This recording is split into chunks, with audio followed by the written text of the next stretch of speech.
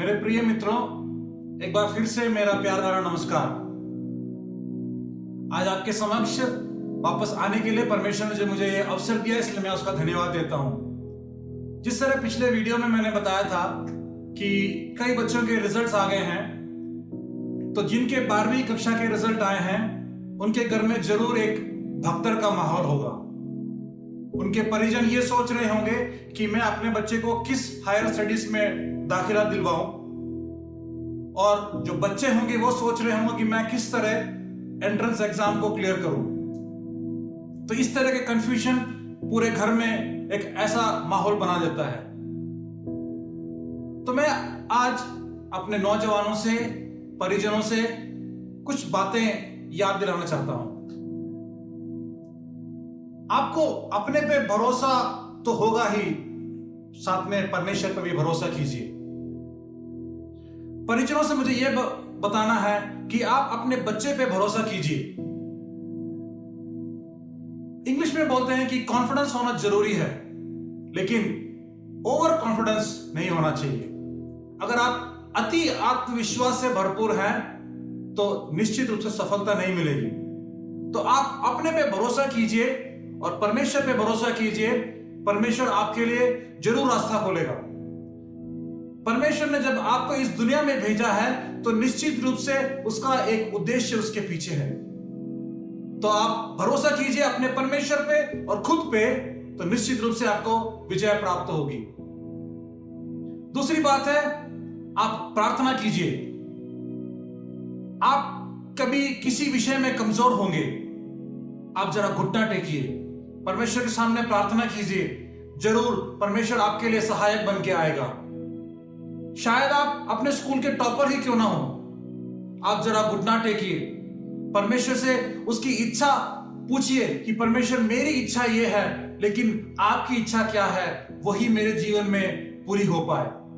तो आप प्रार्थना कीजिए, परमेश्वर से उसकी इच्छा के बारे में पूछिए।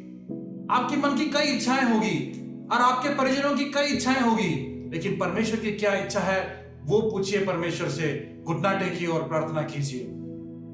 तीसरी बात है जो मैंने पिछले वीडियो में बताया था कि कड़ी मेहनत का कुछ भी पर्याय नहीं है। अगर आप 100% मार्क्स लाना चाहते हैं और आप 50% का सिलेबस पढ़ के जाएंगे, तो आप कैसे 100 मार्क्स के परीक्षा या फिर उसका पेपर अटेम्प्ट कर पाएंगे। तो निश्चित रूप से हर विजय के पीछे कठिन परिश्रम होती है। आपको परिश्रम करना बिल्कुल नहीं छोड़ना है। कठिन परिश्रम करते रहिए और परमेश्वर आपके साथ है।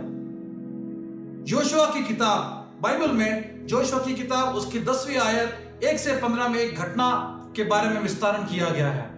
वो घटना इस तरह है कि एक शहर का नाम दिया गया है, उसका नाम है गिबेओन। वो शहर, उसकी खूबी यह थी कि वहां के जितने भी लोग थे वो शूरवीर योद्धा थे। उनको खुद पे भरोसा था कि वो लोग युद्ध कर सकते हैं। उस शहर के खिलाफ यरूशलेम के 5 राजाओं ने घात लगाई।